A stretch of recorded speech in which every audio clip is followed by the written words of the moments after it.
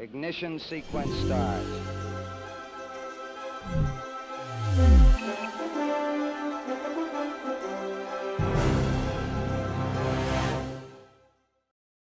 Good morning. Here's a view of the activity inside the International Space Station Flight Control Room at NASA's Johnson Space Center in Houston. Specialists like these men and women are on duty here around the clock to keep tabs on the space station's systems and assist the astronauts and cosmonauts with their daily tasks of science research and station maintenance. And today, Station Commander Sergei Ryzhikov and his crewmates are preparing for another extravehicular activity starting Saturday morning, in which flight engineers Mike Hopkins and Victor Glover will float outside the station for the 6th spacewalk of Expedition 64. Houston Station on Space to Ground. Welcome to Space to Ground. I'm Leah Cheshire. Space station maintenance and upgrades continue with another spacewalk on the schedule. NASA astronauts Victor Glover and Michael Hopkins will float outside the airlock on March 13th for a scheduled 6.5-hour spacewalk. The pair will continue tasks scheduled for previous spacewalks, like the venting of the early ammonia system, installing a stiffener on the Quest airlock's thermal cover, and connecting cables for the new Bartolomeo science platform outside the Columbus module. Live coverage of the spacewalk will begin at 6 a.m. Eastern Time, with the astronauts scheduled to exit the station at 7:30 a.m. You can watch the action unfold on the agency's website at nasa.gov/live. Living in space creates unique challenges that require innovative thinking. When dispensing tape became a problem, students got involved. The high school students united with NASA to create hardware program, also known as Hunch, design and create products used by NASA. In space, crew members often need to stabilize themselves with one hand while working, making it difficult to perform two-handed tasks, like tearing tape. So Hunch students designed a tape dispenser that's now being used on station. The key things I like about it is you can basically operate it with one hand, and up here, you oftentimes using your other hand to stabilize yourself. So very easily it goes on the guide rails. You can see it's already locked in place. And slide the roll of tape on, and then you can pull it off, again one-handed, and I've got my very clean cut piece of tape. On April 9th, 3 new residents will launch to the International Space Station, one of them being NASA astronaut Mark Vande Hei. Next month, the station crew will grow to 10 people upon arrival of the Soyuz MS-18 spacecraft aboard the International Space Station. Vande Hei will serve as a flight engineer for Expeditions 64 and 65 alongside Roscosmos cosmonauts Oleg Novitsky and Pyotr Dubrov. The station crew will shrink to 7 members again about 1 week later when Kate Rubins, Sergei Ryzhikov, and Sergei Kutsverchkov return to Earth. That'll do it for us this week on Space to Ground. We'll see you next time.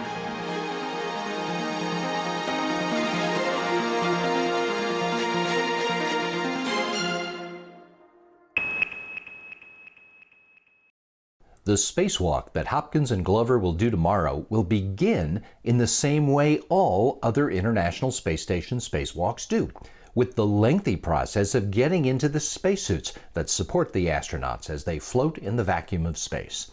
Want to see what that looks like? Well, here's an accelerated view of the process in which European Space Agency astronaut Luca Parmitano helped NASA's Drew Morgan and Christina Cook get ready for one of their spacewalks on Expedition 61.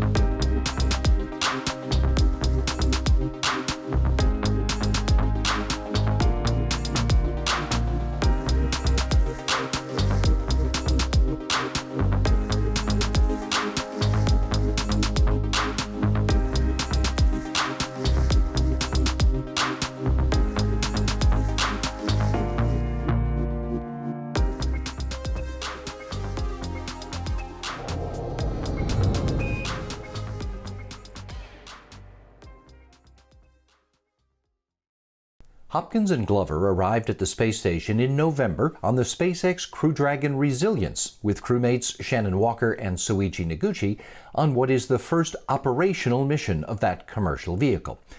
So what does that mean? And what are these astronauts doing in space? And how long will he be there? I know, a lot of questions. Well, who better than the crew members themselves to answer those questions and more? I'm Victor Glover, NASA astronaut, Navy commander. I'm Dr. Shannon Walker, NASA astronaut. My name is Soichi Noguchi from Japan. Hi, I'm Colonel Mike Hopkins, United States Air Force and NASA astronaut. I will be the commander on NASA and SpaceX's Crew 1 mission to the International Space Station.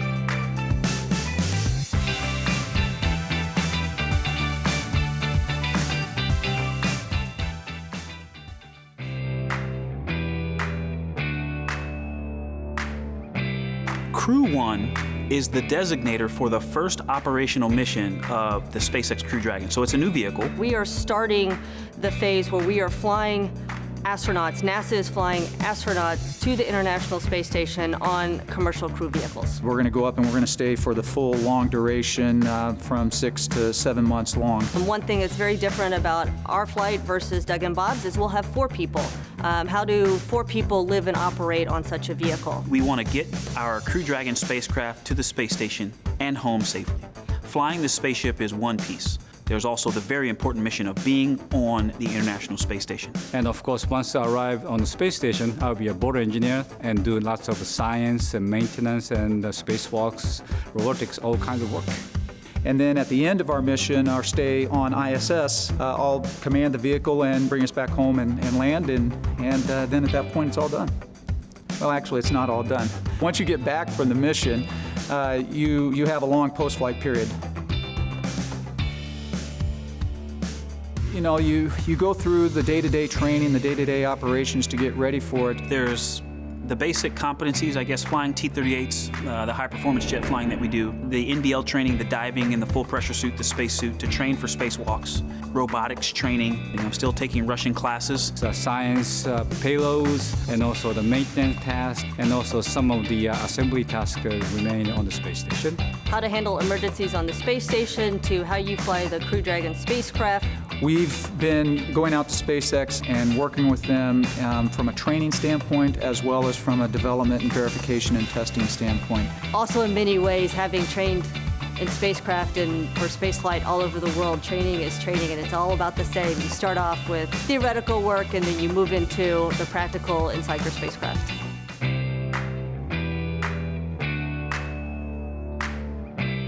You know, it's a great honor, first and foremost, and looking at all their experience, it makes me, one, comfortable that there's so much experience and so many ways that I can learn from them, but at the same time, I want to be ready and able to contribute.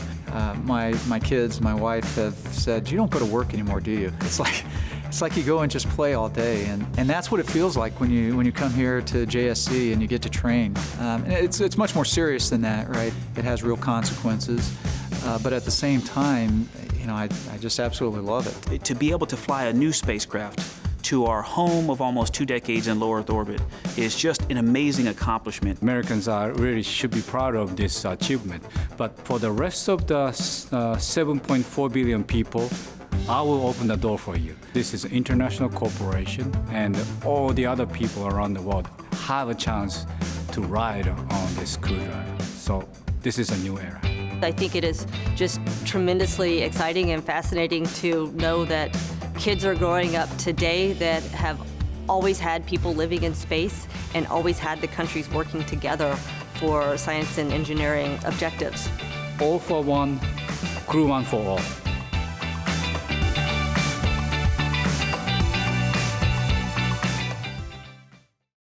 The International Space Station's mission is to encourage commercialization of spaceflight and space research, and to serve as a science laboratory to support future exploration into deep space, and to promote international cooperation.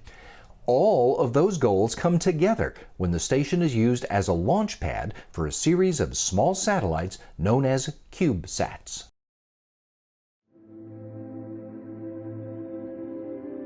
Think of the International Space Station, and most likely you imagine an orbiting laboratory where scientists observe how plants, materials, and humans react to microgravity conditions. But during the past decade, the station has also served a very different role, that of being a business incubator. And this is one of its star products, the CubeSat.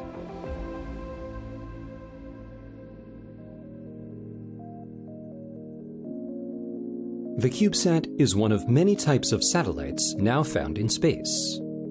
It is one of the smallest. One unit is a compact 10 by 10 by 10 centimeter cube and is commonly referred to as 1U. And it can be deployed for a fraction of what its larger cousins cost. Early small satellites launched from the station were literally thrown into space by Russian cosmonauts. In 2012, crew members began utilizing the airlock in the Japanese Kibo module to deploy up to 6U of CubeSats per airlock cycle. And not long after, the American company NanoRacks built and began operating an even more robust deployer on the station, capable of launching up to 48U per cycle. That changed everything. Mike Reed is the manager of Space Station Business and Economic Development at Johnson Space Center. He notes how one of NanoRacks' first customers, Planet, leveraged the new launch capabilities aboard the space station. Planet wanted to take high-resolution photos of Earth. While you can take pictures from the space station, your coverage is limited by the station's orbit. With multiple CubeSats, however, you can position them to cover almost any point on Earth. In a relatively short time, Planet deployed several generations of CubeSats from the space station, proving the viability of their technology approach and their business model. With these successes, Planet quickly expanded to an operational fleet of over 150 satellites deployed using commercial launch providers. This fleet gives them the ability to image the entire Earth's landmass every day. Planet's imagery is now in high demand by companies and governments who use this big data in the fields of agriculture, forestry and land use, mapping, and disaster response. Within a decade, the company has grown from a true startup to employing nearly 500 people. Multiple companies are now building small launch vehicles specifically to deploy CubeSats and other small satellites into low Earth orbit, for use in a variety of ways for companies as well as students and nonprofit organizations. CubeSats are being used to provide internet services to even the most remote regions of the planet. They're helping build better weather and climate models to improve weather forecasting. They're enabling text messaging for your phone around the globe, even without a cell signal. CubeSats are also leaving the planet.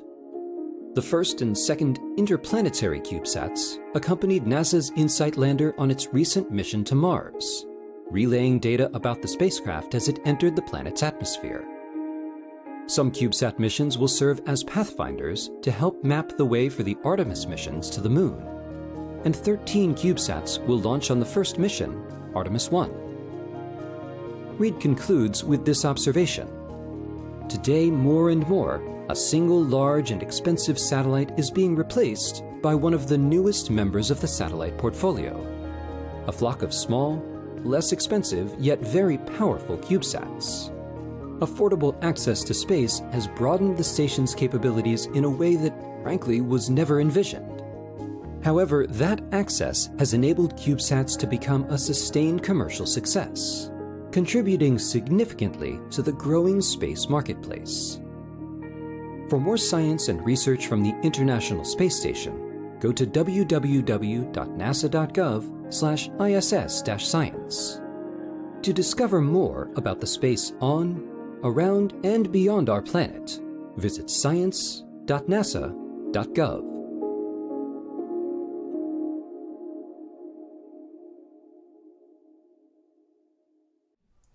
The range of science research being done on the International Space Station today is remarkable, and the station program's Science Office hopes you can help expand it.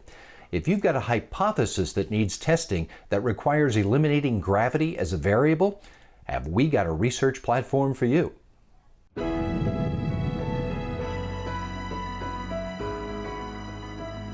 Hi, I'm NASA astronaut Megan MacArthur. Did you know there's a research laboratory in space? It's the International Space Station, and it's a scientific stepping stone that's enabling us to explore farther into space while improving life on Earth. The space station provides a unique environment of microgravity, extreme conditions, and an observation platform that enables researchers from all over the world to test theories and technologies off the Earth in an extreme environment unlike any other. We welcome you to join us on station. You don't have to be a rocket scientist or part of NASA to gain access to this unique laboratory. Don't know much about spaceflight? That's okay. We're here to help people just like you every day. You might be curious about funding, capabilities, access, or maybe you just don't know where to start. Give us a call or email. We'll ask you some basic questions about your objectives, which will help us point you to the right people who could make your experiment or testing your technology possible in space. Visit nasa.gov/station opportunities for more detailed ideas, answers, and contact information, or find us at the Station Research Client Helpline. So welcome to the International Space Station. You'll soon be part of a worldwide group of researchers making discoveries on this amazing orbiting vehicle, all for the benefit of our planet and future exploration beyond.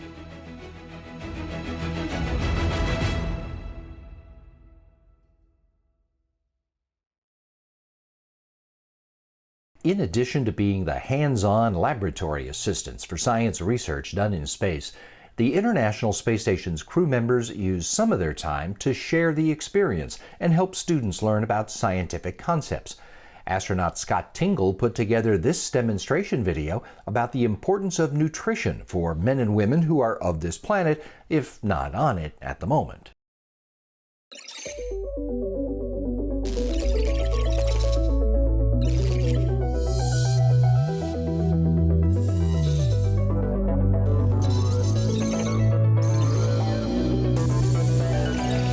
Hello, and welcome to the International Space Station. My name is Scott Tingle. Here on the space station, we live in a microgravity environment, which makes eating here a very unique experience. To stay healthy, we have to maintain a nutritious diet, just like we would back on Earth. Let's go take a look at some of our food and drinks and check out our meal preparation area.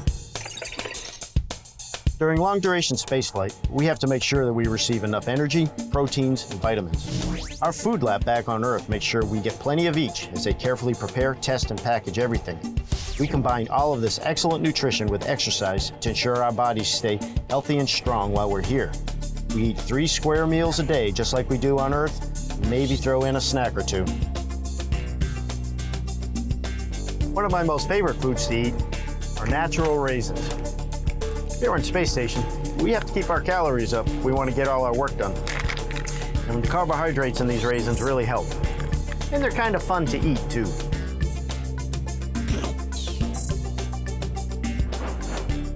And how do we stay hydrated in microgravity? With these special pouches.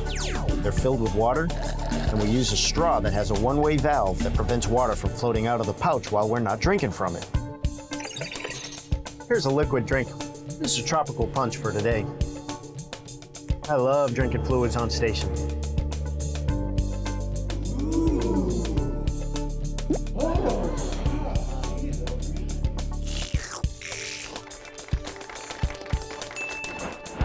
Here on station, we have a pretty cool food preparation area. We have a place to get fresh water for us to drink or to put in our rehydratable foods. And we also have an oven to put food in. We pick out some of our favorite foods, chicken fajita for me, put it in the oven, close the door, and turn it on. In about 15 minutes, I'm gonna have a warm meal. Thanks for exploring a little nutrition with me. I'm gonna send you back to Earth so you can create your very own astronaut menus. See you again soon.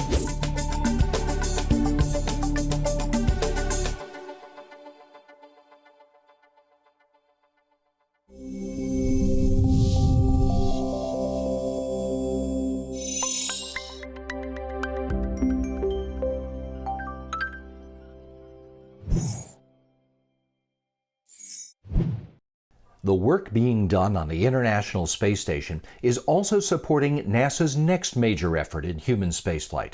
The Artemis program will return astronauts to the moon in a few years using the Orion spacecraft, the Space Launch System rocket, and the ground systems that will make those missions possible. Here's a quick look at the latest milestones achieved as we move closer to the first flights of Orion.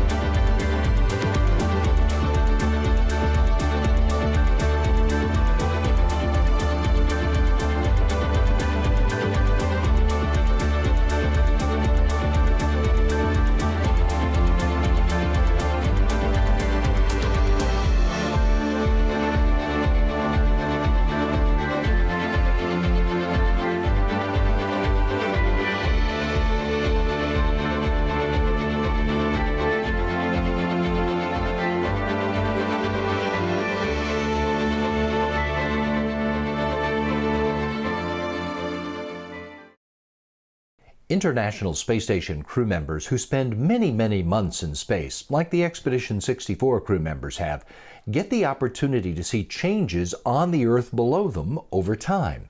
One of their European Space Agency colleagues, who has a full year in space to his credit, says he has noticed the human influence on the planet we all call home. Okay, 3, 2, 1.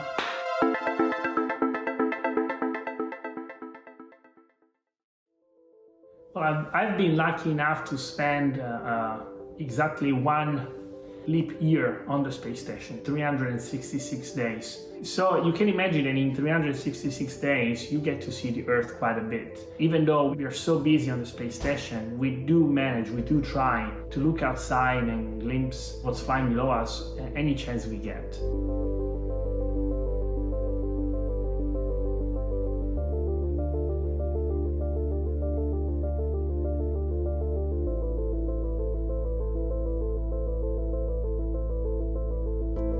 Was a part of me, the dreamer, the little kid that started dreaming about this whole experience now basically 40 years ago. That part of me was still there, unchanged for 30 or 40 years, and just marveling incredulously at the beauty of it all. And I would see clouds and green and rivers, and it would just completely fill my eyes. The difference in observing the world or the universe from inside the space station, looking through the windows, or being outside is what I describe as the same level of interaction that you can have looking at a beautiful aquarium from the safety of a room.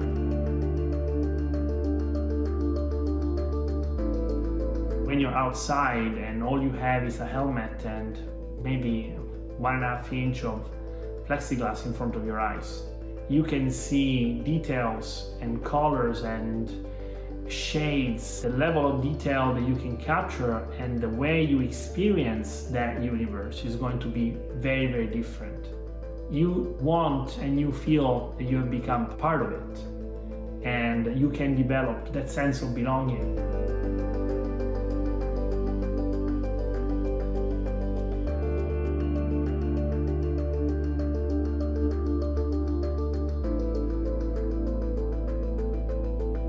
I think that the first impact of the first flight was that I did see and I did sense how fragile, how small the Earth is.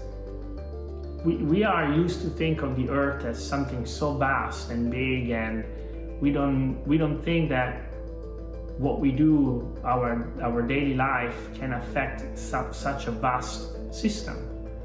But from space, you get a sense that every individual, every living organism is somehow connected.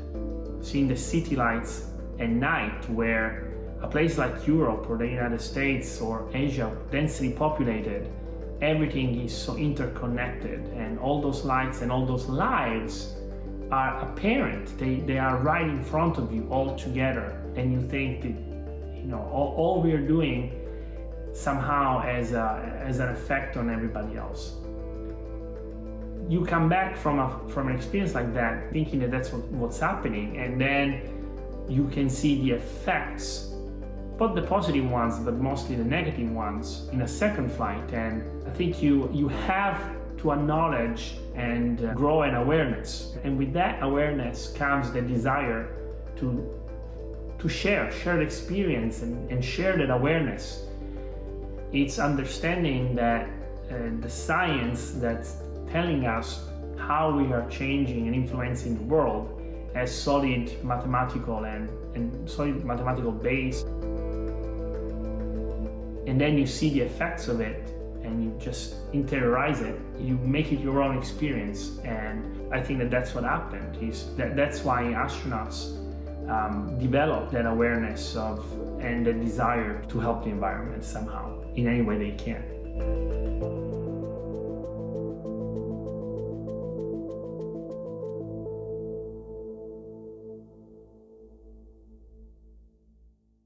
If you want another look at any of the stories we featured today, you can always find them on YouTube and Facebook, where you'll also find lots of other great features on a wide variety of NASA topics, so be sure to look around. If you're looking for good conversation about human spaceflight, check out Houston, We Have a Podcast, our weekly show talking to folks involved in all areas of space exploration. Today, Gary Jordan learns a brand new acronym while getting the story on NASA's next effort to send humans into space for year-long missions on the International Space Station to get us better ready for the longer missions coming up out into the solar system. Go to nasa.gov/podcasts for this week's episode and all our previous episodes, and the full library of all NASA podcasts, which are all also available on Apple Podcasts, Google Podcasts, and SoundCloud.